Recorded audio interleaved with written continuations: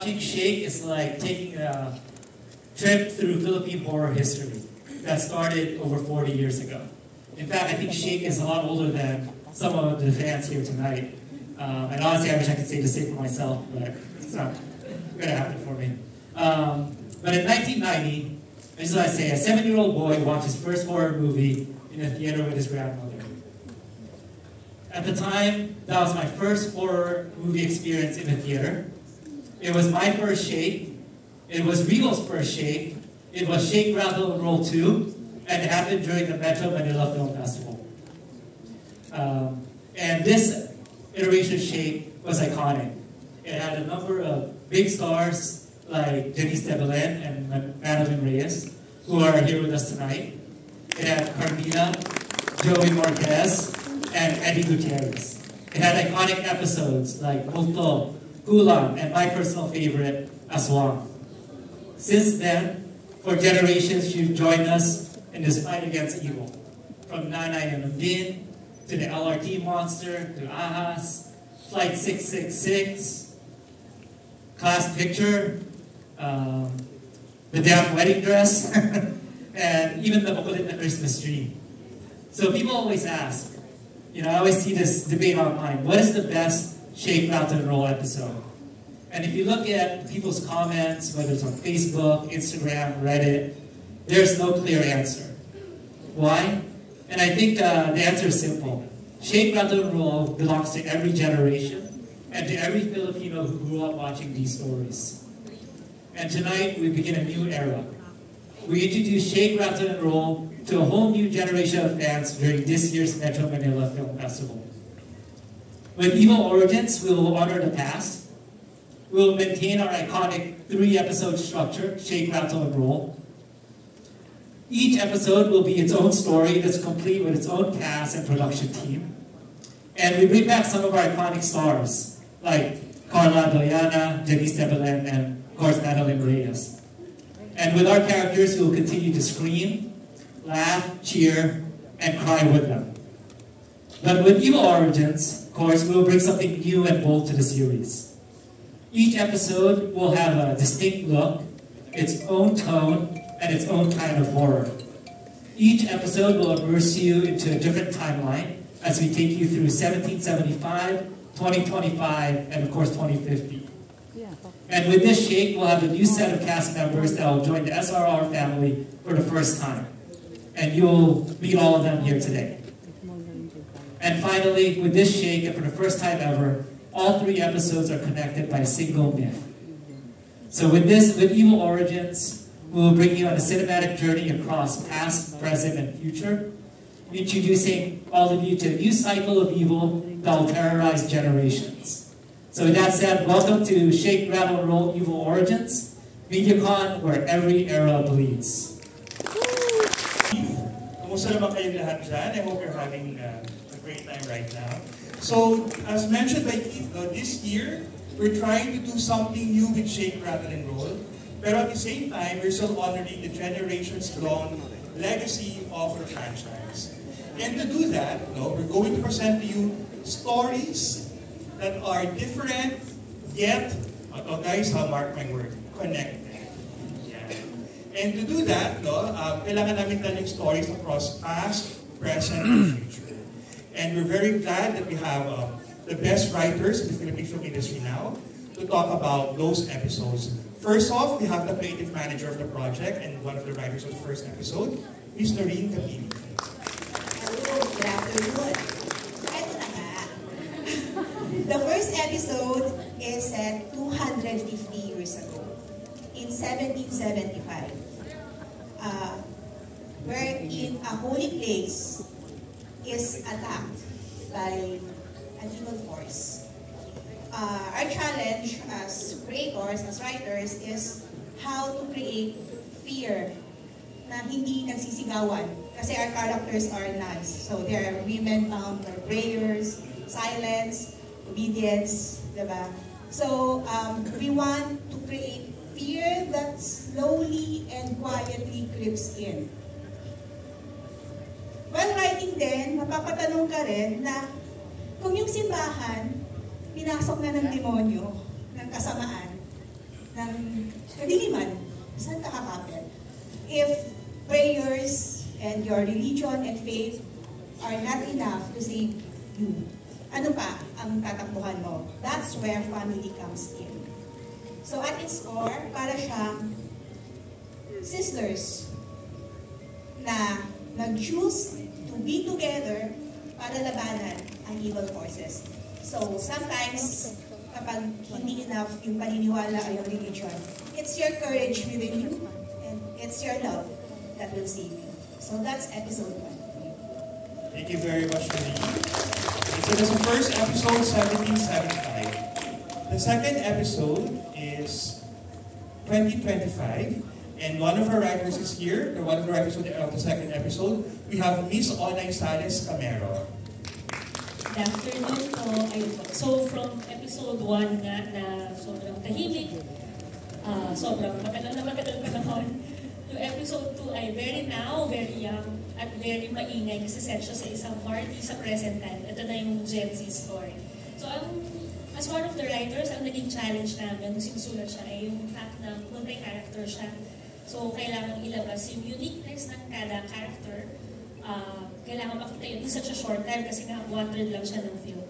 So yun, yung makikita niyo yung strength, kung paano yung kanya-kanyang strength nagamit nila para matalo yung evil entity. So na kahit kakaibang tao sila or hindi sila magkakasundo to begin with, kailangan nilang mag-work together. Tapos yung going back din sa kanya-kanyang strength, ano siya, parang tayo lahat. May kanya-kanya tayong strength para labanan yung kanya-kanya rin nating kadiliman at kasamaan kung ano man yun sa buhay natin. So yun po yung episode. Thank you very much, Onay. So from 775 to 2025, and now we go to 2050. And one of the writers is here, Miss Gina Marisa Tagasca. Yes, thank you. We now come to the final episode, which is set 25 years from now.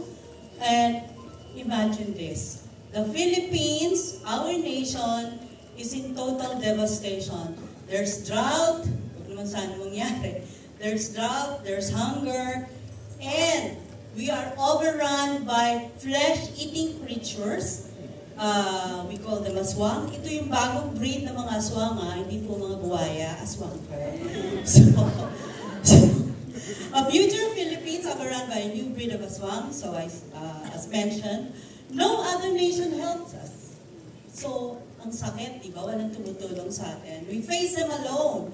So, hope lies in family ties and faith.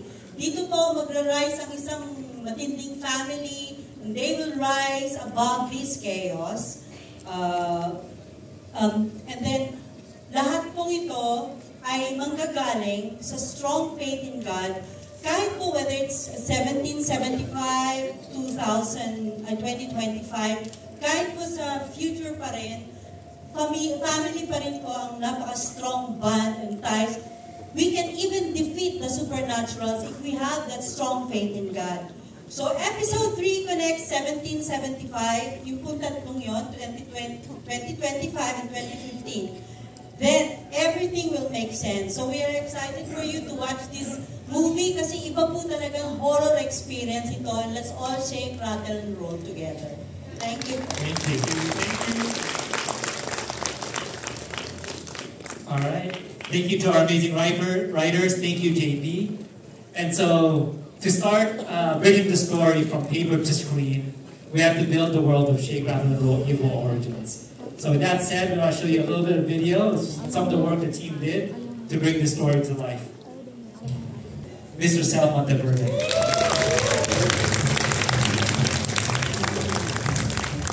Good afternoon, everyone. Nice to see everyone here. My friends from the media, and I would like to acknowledge Tita Annabel Rama, Leo Katibak, the fan groups, of course, the production staff, and the cast. Okay, ang Shake kasi naging tradisyon na. So ano bang tradisyon? Diba? So ang tradisyon, tayo ba dapat susunod sa tradisyon or i-break natin yung tradisyon? Pero ang Shake, wala sa dalawa. Ang tradisyon ng Shake is always excellence. Yan ang aming tradisyon for Shake, Rattle, and Roll. Every year, or maybe there are some years na hindi kami nakakapag-produce ng shade kasi wala pa kami naisip na konsepto. Pero kasi, sa totoo lang, mahirap. Mahirap talaga makaisip ng konsepto. Makabuo na isang shade rather than roll. Ngayong taon na to, sinimula namin ang pagbuo nito since, maybe I would say, 2 years ago. So, from brainstorming, napag-usapan namin kung anong takbo ng shade. Ito na nga, ang past, present, future. Ano pa ba pwede natin maibigay para maiba ang shade? Gawin natin connected. So ito yun, ang connected na episodes ng shade. Hindi kayo pwedeng umalis ng sinihan na hindi nyo napapanood ang 1, or napapanood ang dulo, o napapanood ang gitna. Kaya, ang excellence din namin na ina-achieve dito ay sa production value, sa technical aspects, sa storytelling, syempre sa aming mga direktor na magagaling, and also, syempre, sa design, pati sa mga artista. So ngayon, kasama namin ngayon, ang mga direktor na bumuo. Ang mga direktor, wala ang shake, rattle, and roll kung hindi mailagay sa katotohanan at sa reality ang mga vision ng producer at storywriter. At eto na sila, ang aming directors ng shake, rattle, and roll. Episode 1775, Shugo Praiko.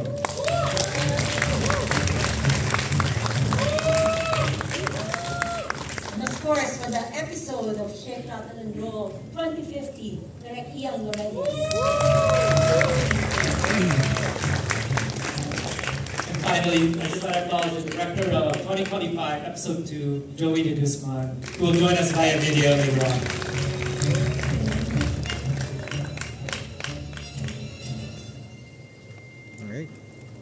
Alright, so Direct Shugo, I pass out to you for the first episode. Hello. Our story begins in 1775. What is fascinating and challenging in this episode for me is to find that, for us, is to find that kind of mix. A horror that is not just terrifying, but also deeply meaningful. This story explores fears that was deeply rooted generations before, years before, but it's still haunting us till now. It's not just a fear that came from the supernatural, it's also fear that's coming from silence, control, and the things that they taught us that never to question. Because we believe that the real horror stories, like the unforgettable episodes of this iconic franchise, those that work are horror that is rooted in real life. So, thank you very much for coming here. We're very excited to show you our episode, our story. Good afternoon, everyone. I'm Ian Lorenz, I'm the director of episode 3. Ayun, what can I say? Nasabi naman na yung about the story. Pero siguro, what I can say is how I got inspired or what was my mindset when we were doing the film. Nag-look back ako during the COVID pandemic, and there are no specific words about the pain and tragedy of us. All of us, I'm sure we've lost family, a neighbor, a friend, a loved one. So I drew to that inspiration na sinabi ko, itong pelikula is like an allegory, it's like an ode to that stage of our generation na na-survive natin yun.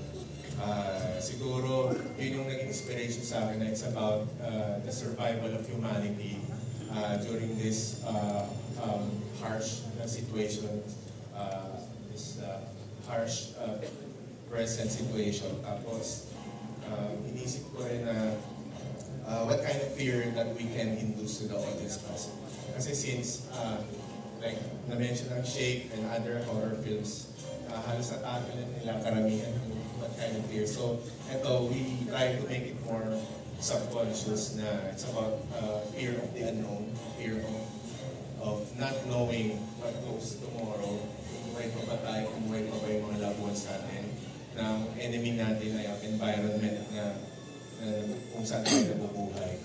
So, ayun, yun po ang nagpo sa akin ng inspiration at ng courage para gawin tong episode 3.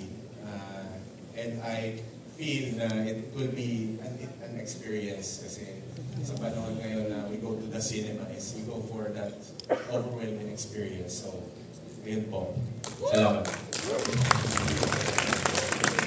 Hey everyone, sorry I couldn't be there today. Currently in Seoul, South Korea, attending a wedding for my friend. When I first heard about episode 2, they said that they wanted something fun and scary to watch. And translating that to the set, the cinematography and the performances actually came quite naturally because we set out to experiment, try new things we haven't done before personally. So my favorite example would have to be the dance sequence. Rolling.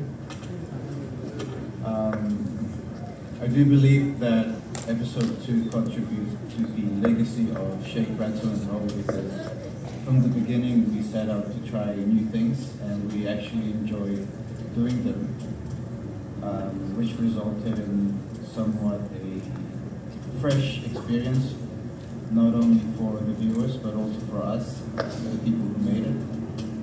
And in the end we got what we wanted, which is a slasher film that is fun, thrilling, and scary to watch. So I hope that everyone enjoys it as much as we enjoyed making it. Salamat sa ating mga directors. Si Joy de Guzman nag-enjoy sa Korea ngayon. Nag-attend siya ng wedding. Anyway, ilan na sa atin nakapanood ng trailer? Maraming salamat kasi nakapag-over 25 billion views na kami. At syempre, pinagmamayabang namin ngayon. Panoorin natin ulit ang aming trailer ng Shake, Rattle and Roll, Give Us Origins. Okay, we have the story, we have the vision, but bringing it all to life are, of course, the actors who breathe life into every screen, scare and chase.